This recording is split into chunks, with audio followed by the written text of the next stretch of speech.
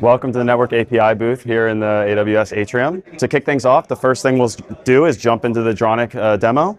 So what Droniq has done here in partnership with Deutsche Telekom and AWS has built this drone use case, or this drone product for emergencies. Essentially, search and rescue use cases, emergency response, public safety surveillance. And so in doing this, there's been several challenges that Droniq has faced that need to be accomplished by network APIs.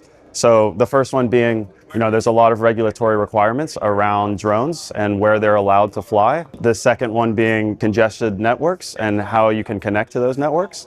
And the third one being, identifying exactly where devices are, drones are at any given time. So to answer this, with the combination of AWS technology using traditional AI/ML, IoT Core, and EKS, we've partnered with Deutsche Telekom to be able to incorporate these network APIs into the drone use case.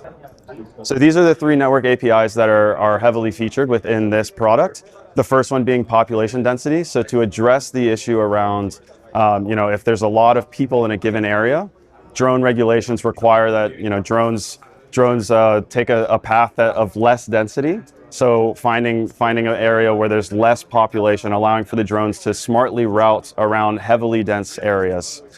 The second one being quality on demand. So, talking about congested channels, the quality on demand, or QoD API, allows for the drone to have prioritized access into the network that doesn't have to go through the typical congested channels that the average user would have to go through, enabling a more consistent experience on the network. And the final one, device location. So, in the case where there's location spoofing or GPS spoofing, or onboard GPS sensors go down on the drone, being able to use the device location API allows for us to triangulate exactly the drone's location using radio towers in the given vicinity of the drone. Thank you for stopping by.